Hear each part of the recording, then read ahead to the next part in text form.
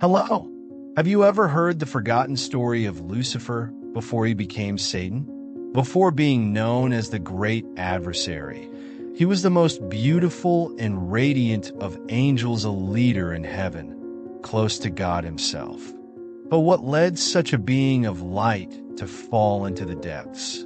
Lucifer's journey makes us reflect on power, pride, and the thin line between light and darkness. While you're here, make sure to subscribe to the channel, like the video, and turn on notifications so you don't miss any details of this revealing story.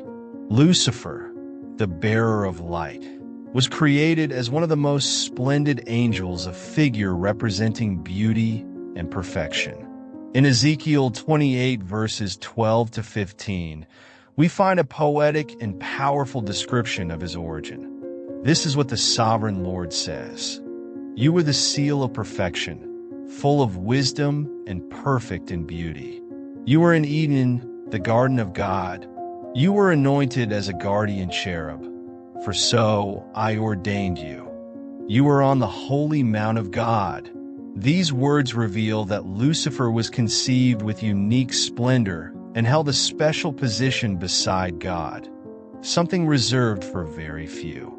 Beyond his beauty, he was endowed with profound wisdom and purity attributes that made him admired among the other angels. He served as a leader, guiding and inspiring other celestial beings. His role directly reflected God's majesty, acting as an instrument of light and order. Isaiah 14 verse 12 provides more details, calling him the morning star, son of the dawn, highlighting that in the beginning he held a prominent place among divine creatures. This designation as a shining star allows us to imagine a figure whose light and beauty were revered, a being of profound importance in heaven. In heaven, he was the one who carried knowledge and had the responsibility to enlighten others. This was no small role. On the contrary, it required special abilities, strength, and wisdom to guide the heavenly hosts. It was this light, perhaps, that reflected his direct connection with the Creator, a bond so deep that it elevated him even more among the other angels.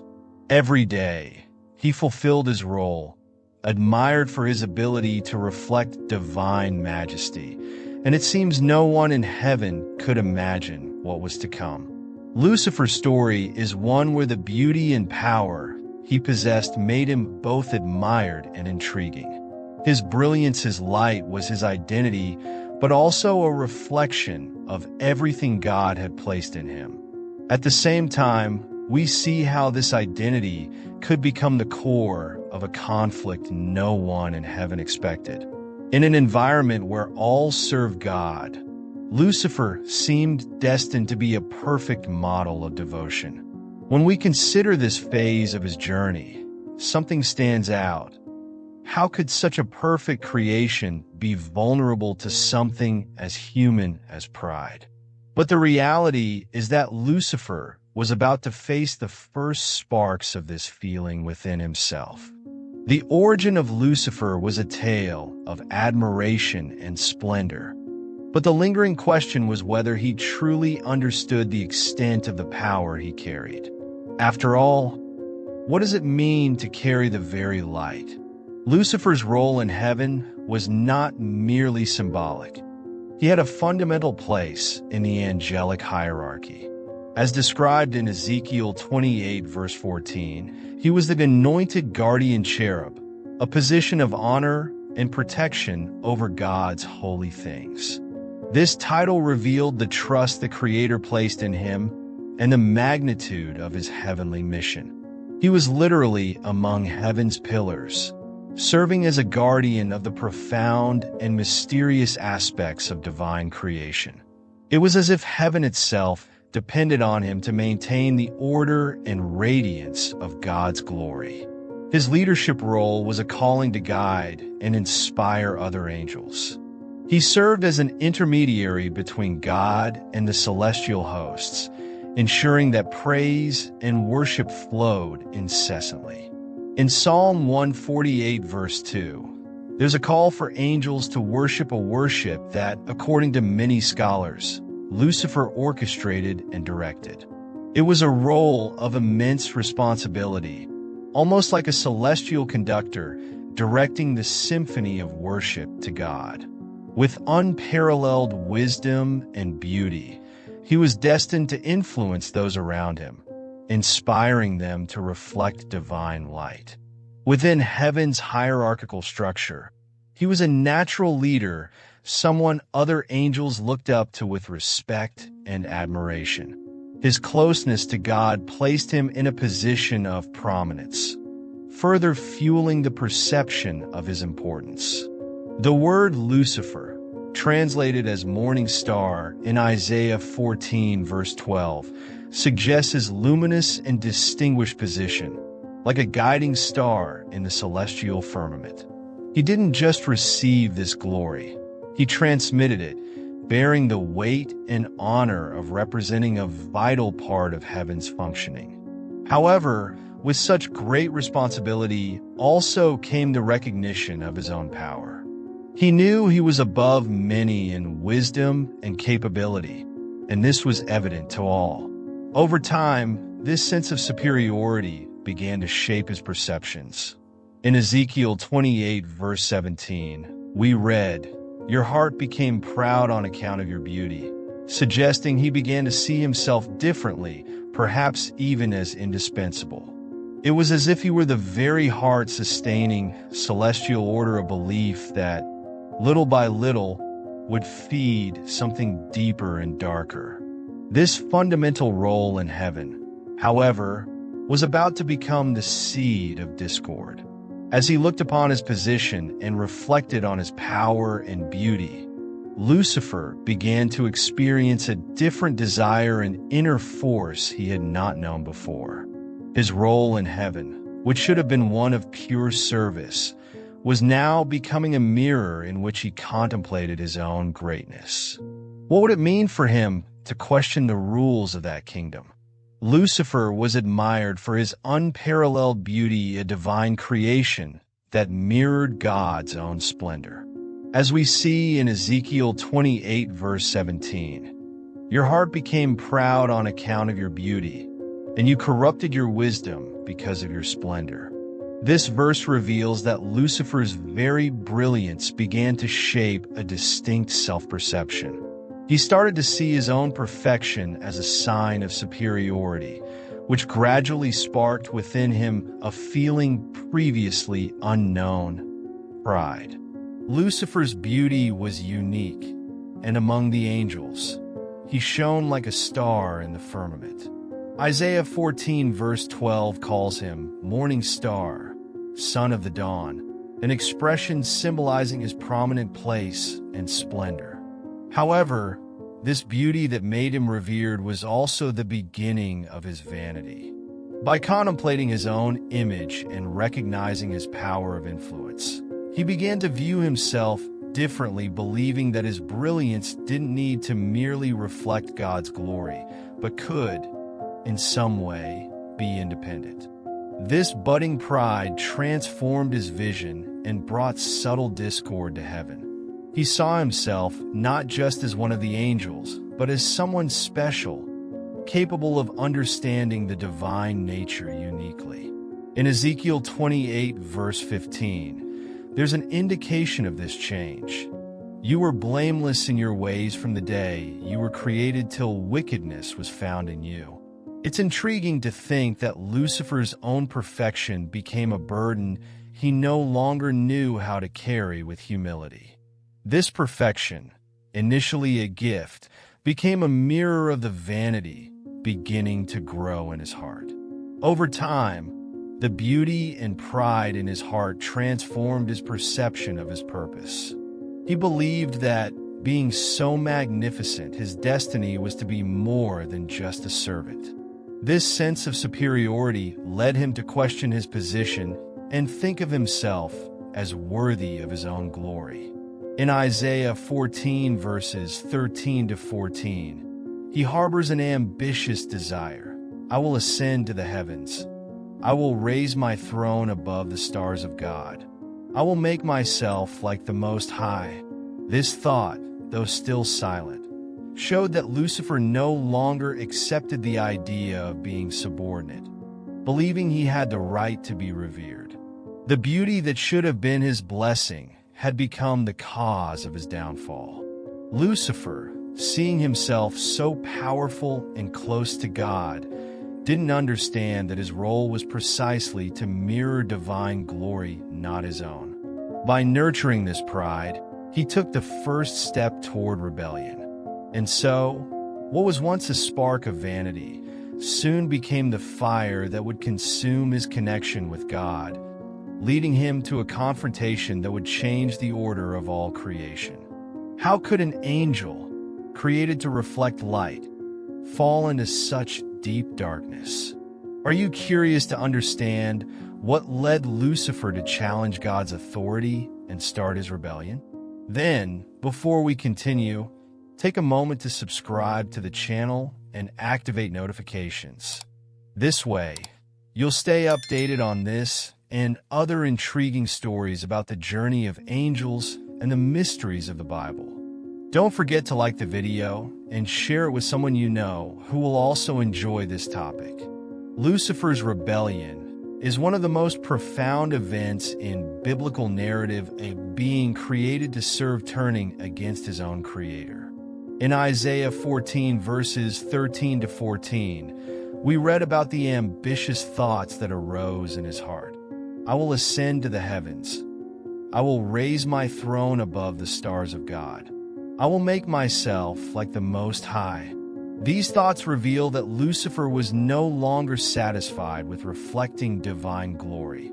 He desired to be on the same level as God, or even above him. This yearning to be worshipped fueled his revolt, a desire for independence that led him to challenge the sacred order. Lucifer was not alone in his plans. His influence over other angels was profound, and many began to follow him. In Revelation 12 verse 4, there's a symbolic reference to his fall. Its tail swept a third of the stars out of the sky and flung them to the earth.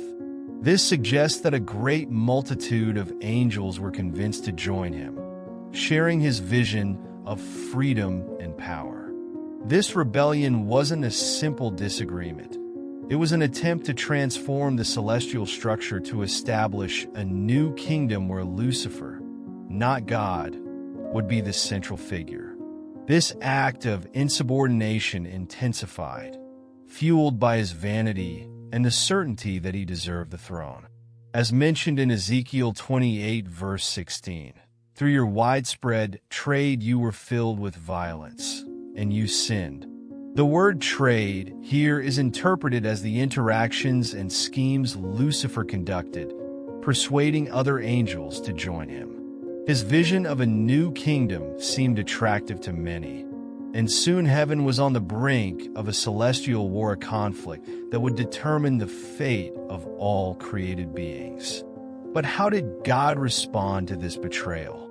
In Revelation 12 verses 7 to 9, we see that war broke out in heaven. Michael and his angels fought against the dragon.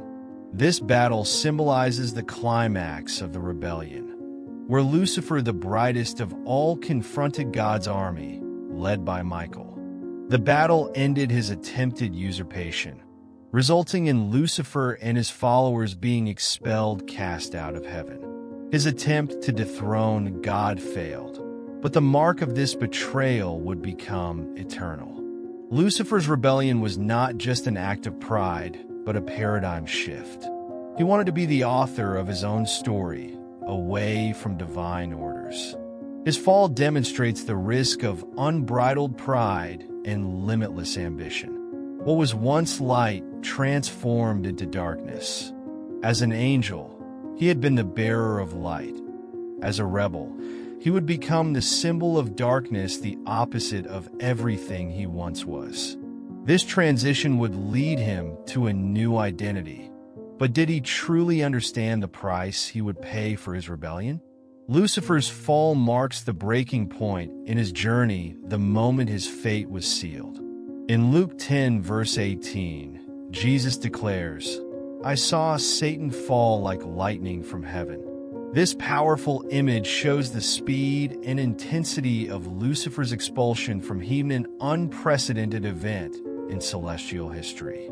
He, who once shone among the angels, was cast out with overwhelming force, like lightning thrown from God's presence. It was the end of his glory as the bearer of light and the beginning of a new, somber path. Upon being expelled, Lucifer lost not only his position, but also his essence.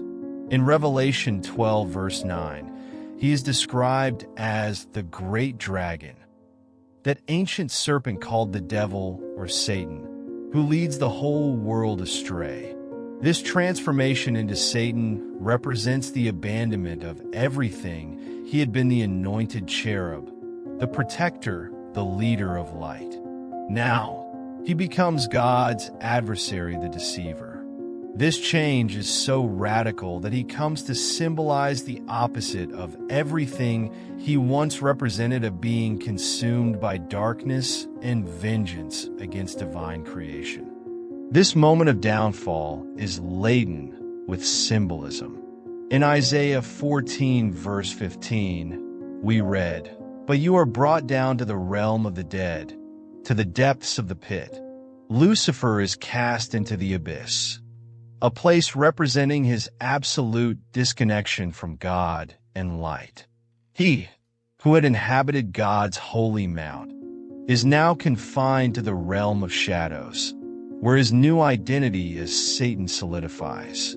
His story shifts from a journey of ascent to one of eternal condemnation, a reminder that his pride distanced him from the purpose for which he was created.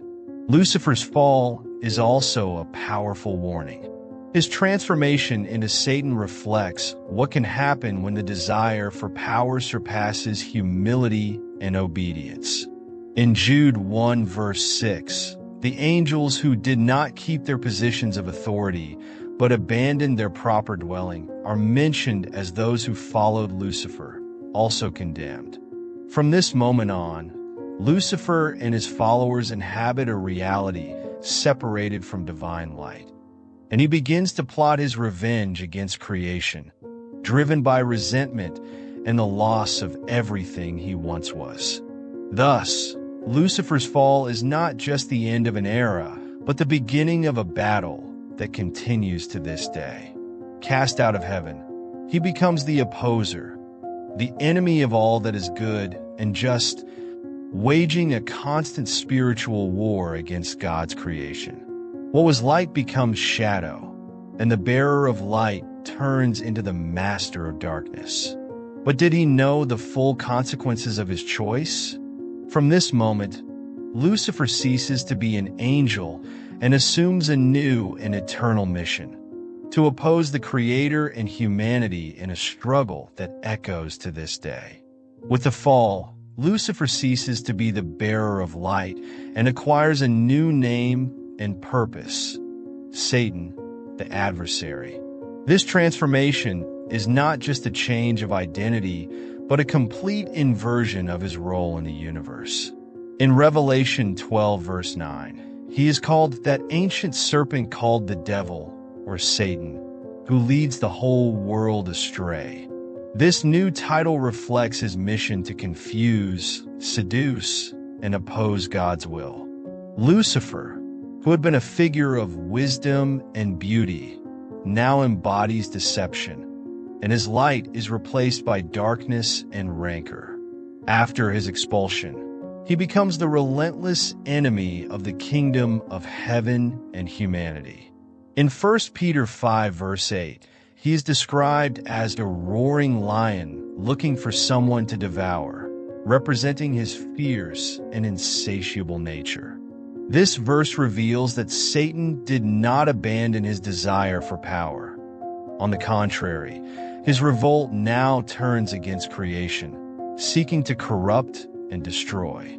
What he could not conquer in heaven, He attempts to destroy on earth through intrigues and temptations that lead people away from divine light. This new role places him in constant opposition, acting as accuser and deceiver. In Job 1 verses 6-7, we see Satan presenting himself before God, seeking an opportunity to accuse Job and test his faith.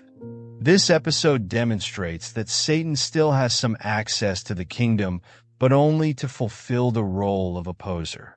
His function now is to test, corrupt, and challenge human faith, continually seeking ways to divert them from the Creator's path. He is no longer the one who enlightens. He now tries to extinguish others' light.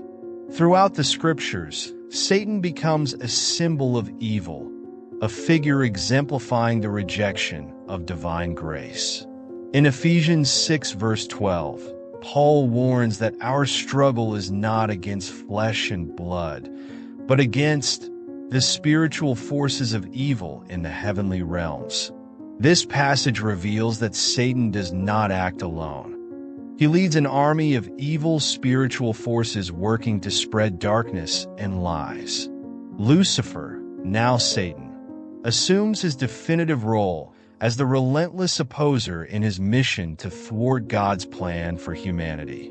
Lucifer's transformation into Satan symbolizes the journey of someone who, in trying to achieve absolute power, found eternal ruin.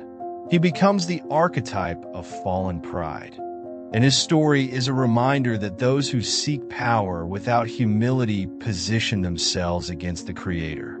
This new identity of Satan represents a dark and cunning figure, but also serves as a warning to humanity. His trajectory proves that pride can transform even the brightest light into darkness. And so he remains to this day, an adversary who, despite his ultimate defeat already being foretold, persists in his fight against divine light. Now that we've unveiled Lucifer's journey and his transformation into Satan, it's inevitable to reflect on how pride and ambition can distort even the purest intentions. Can we see these same risks in our own lives? By understanding the story behind this complex figure, we realize that the line between light and shadow may be thinner than we imagine. And what about you? Can you recognize the challenges and temptations that might divert your own path? If this content made you reflect and brought new perspectives, please like the video, subscribe to the channel, and turn on notifications. This way, you can continue following stories and teachings that go beyond the obvious and transform the way you see the world. See you in the next video.